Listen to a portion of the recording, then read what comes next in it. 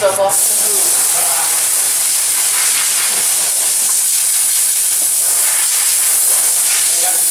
You and that hose have a little bit too much of a relationship. Hey, I think I deserve it. I got too low profiles on.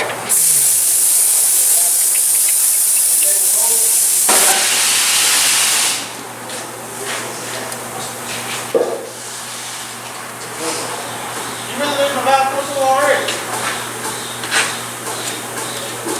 Get a piece of wood, Jake.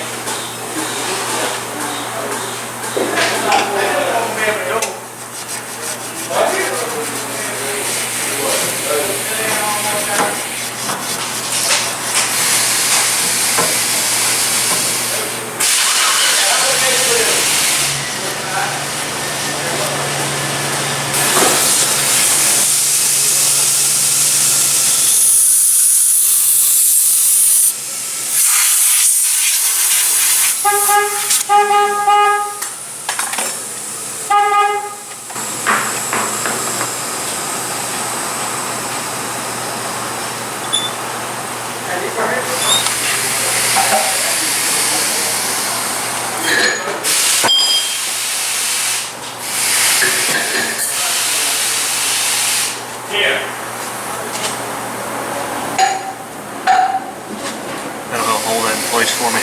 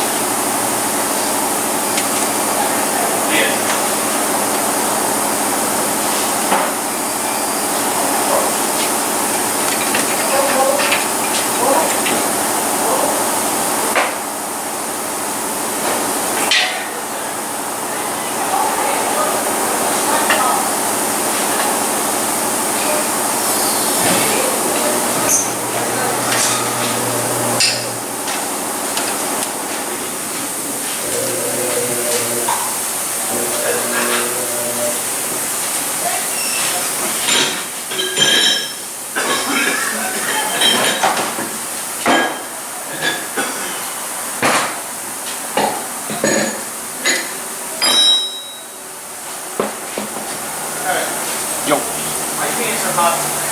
Huh? Why are you being so hot? You being hot?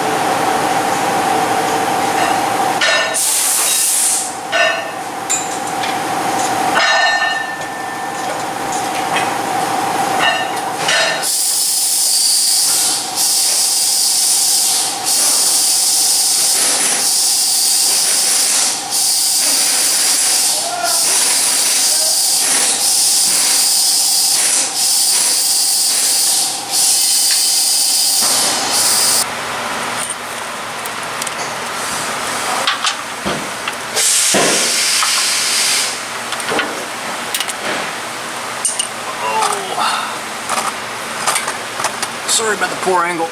This is a difficult shot to get. But basically I've got the engine mated up to the transmission. I got it on the dials and lined up. I'm just running these bolts in so I can separate the hoist.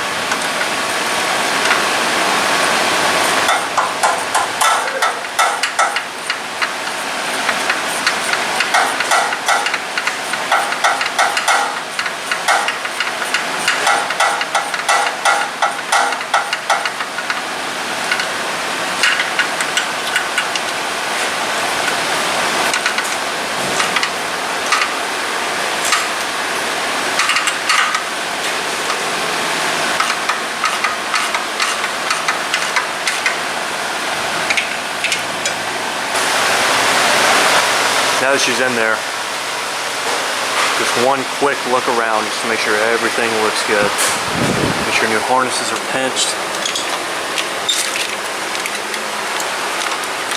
So we're good there. Let's see here.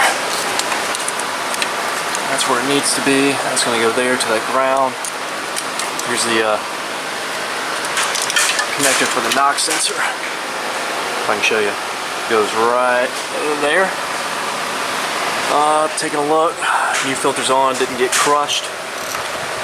Our transmission is flush with the engine block.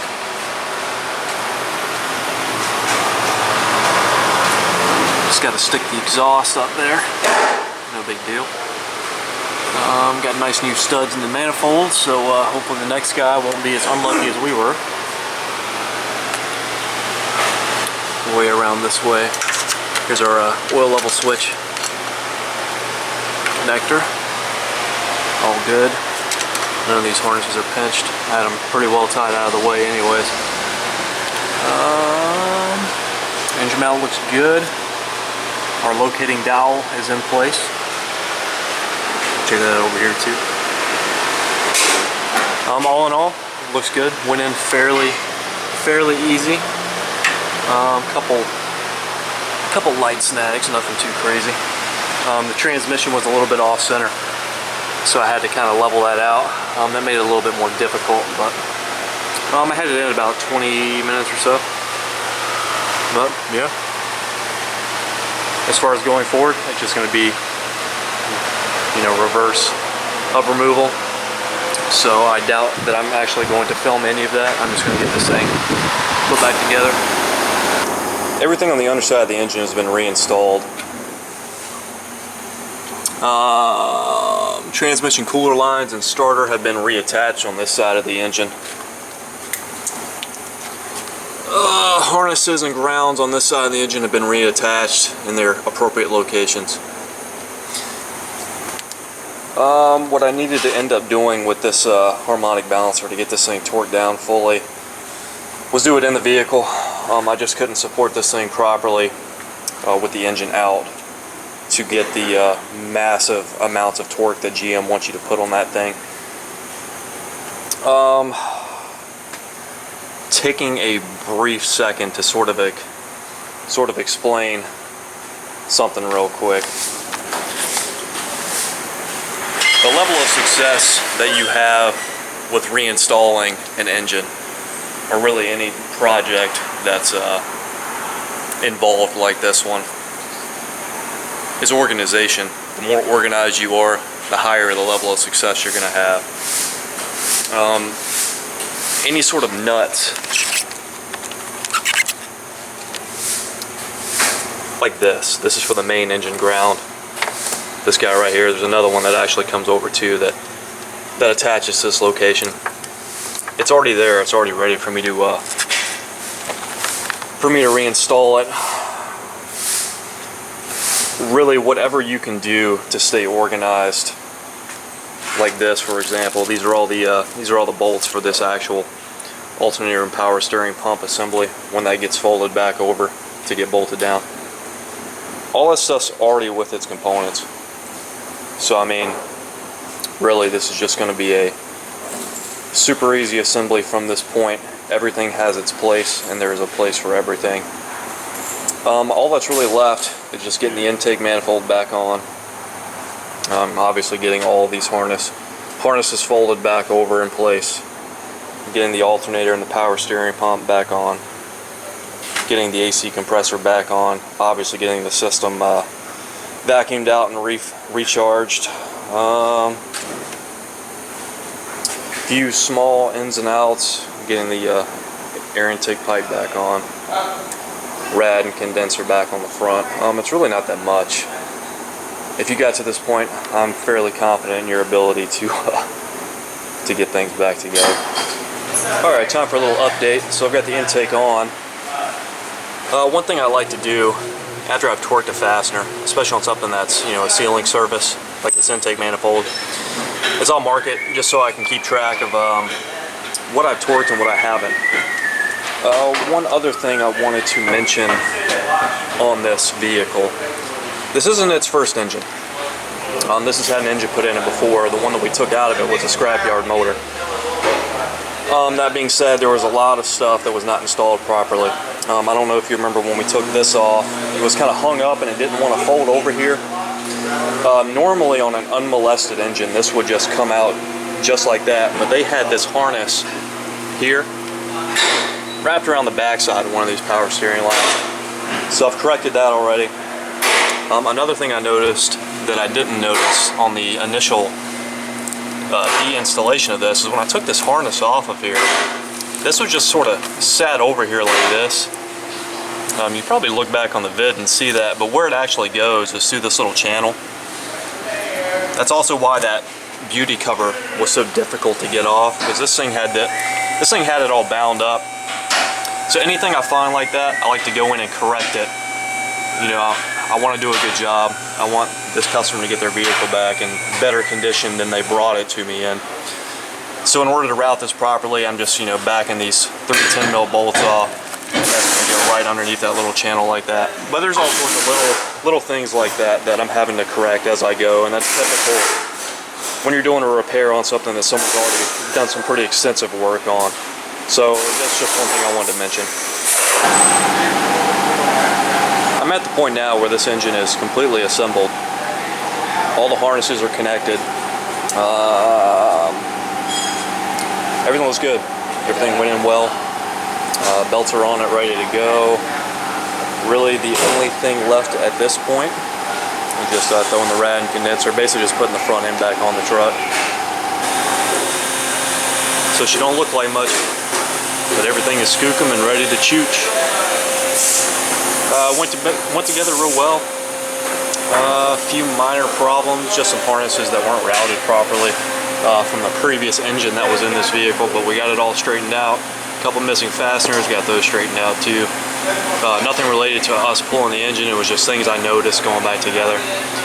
Cooling system's full, battery cable's back on, getting the AC system backed out and recharged, and yeah, we'll start her up, see how she runs, make sure we don't have any check engine lights or obvious fluid leaks. Get the wheels back on her, take her for a drive.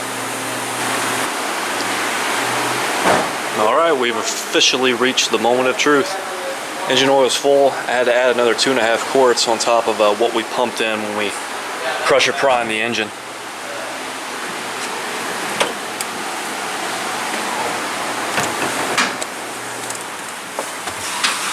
Speaking of that, let's see how long it takes to build oil pressure up. So I'm just going to give her the old clear flood crank, tried and true on GMs.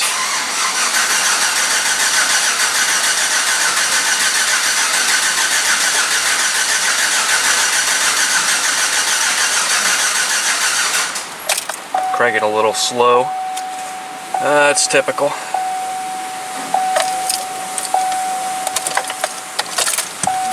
Give her a try again.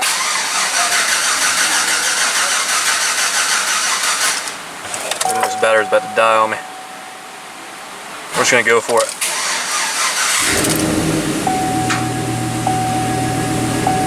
Very, very quick buildup of oil pressure. No rattles or anything like that.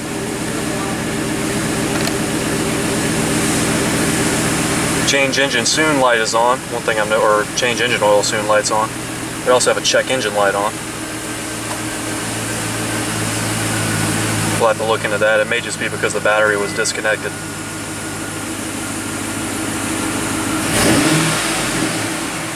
Revs good, sounds good. I think this thing's got an aftermarket exhaust on it.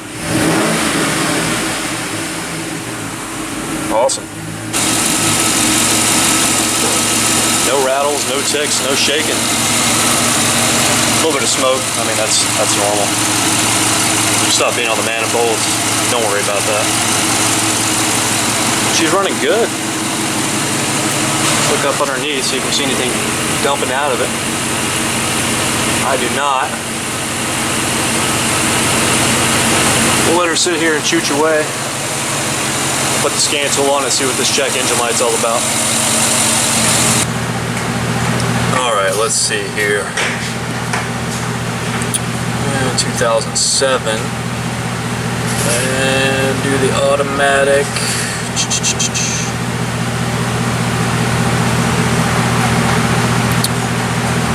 sorry about the glare, not much I can do about it. It's all about the angle.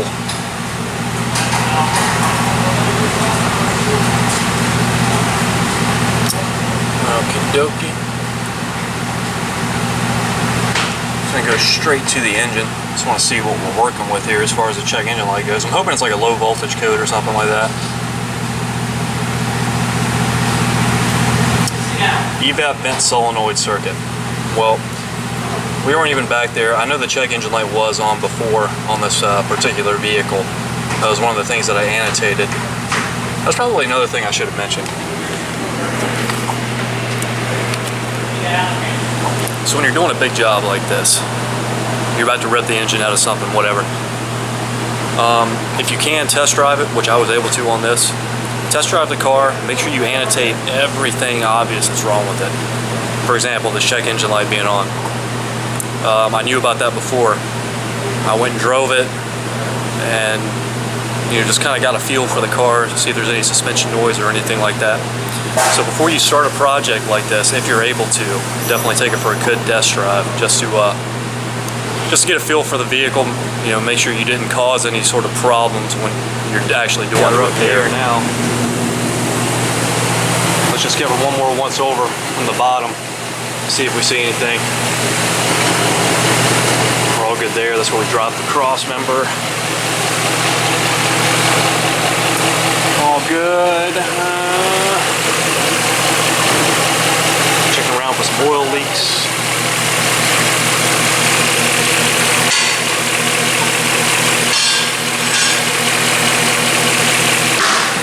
I don't see anything dumping out of here.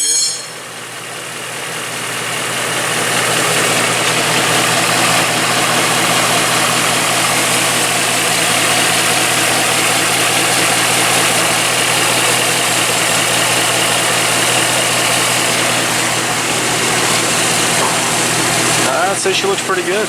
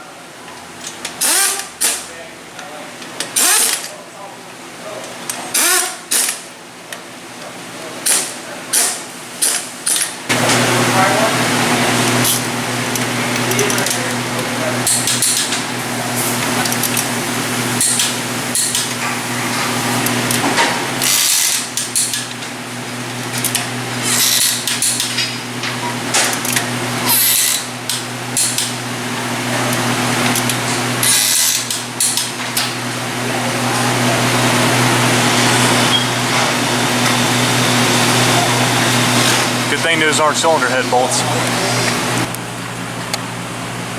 Well, I'm thinking about it. Let's take care of that little guy.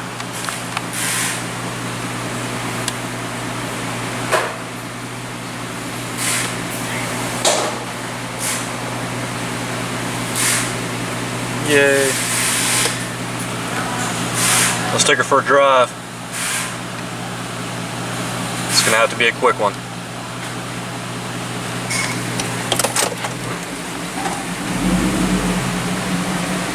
Kind of like this exhaust. I'm not much for, I'm not big on aftermarket exhaust, but this thing sounds okay.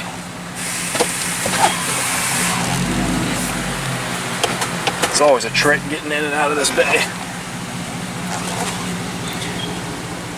They had me so butted up close to the fence. If you don't cut it right, you gotta pull an Austin Power sort of maneuver. See what I mean? Not so much a problem with cars, but trucks. Definitely trucks. Man, this exhaust does sound good. Okay.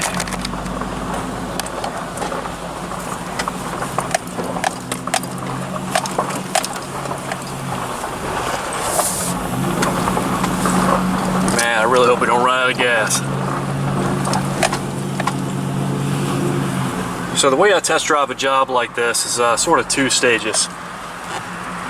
The first thing I do is I go to our recon lot and I wash the truck off.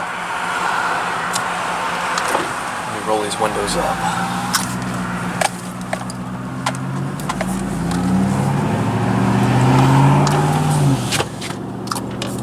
There we go, that's a little bit better.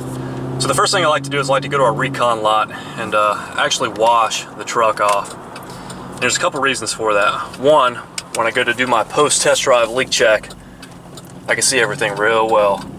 So if I've got any leaks, I'll know about them. Two is when a customer gets a new engine, they got it in their minds from television and other things. You know, they think everything's gonna look brand new, and you and I both know that that's just not the case. But I like to try and clean things up the best I can, so that it looks as good as it can for them. So that'll be coming up next once we finally get there. I need a helmet cam or something.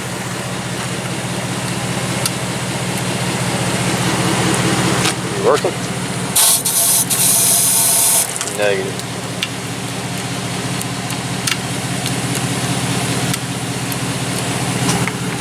This thing's always finicky. What the heck is wrong with this thing now?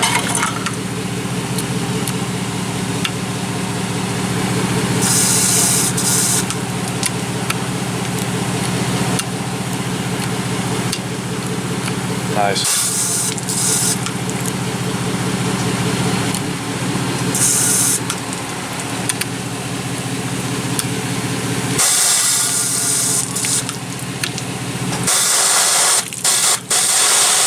There we go.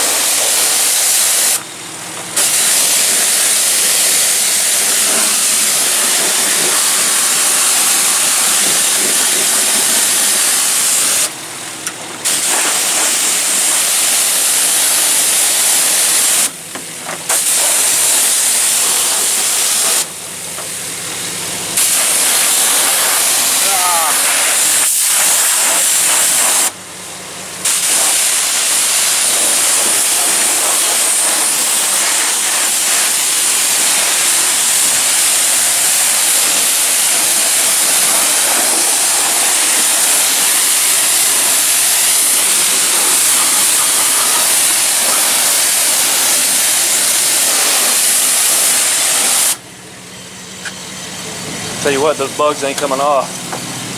Not with this.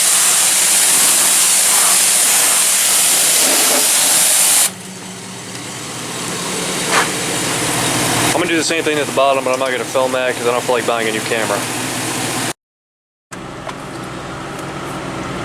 Alright, well that was fun. Got her all nice and squeaky clean. The customer's gonna look at this thing and they're gonna think everything I touch turned to gold. Maybe. Probably not. This thing does have 208,000 miles on it. You know, it has some problems, but I feel good about everything involving the actual engine replacement. So next for me is getting this thing out on the highway, putting a few miles on it, making sure everything feels good. Let's give her some beans.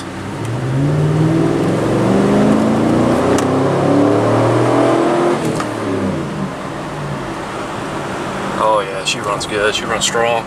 Sounds healthy. But I'm gonna get it out on the highway, make sure it feels good, make sure everything's all right, and rescan it for codes, make sure nothing else popped up other than that vent solenoid fault that we have, and give it one more once over for leaks, check fluid levels, and if it's all good, we're gonna ship it.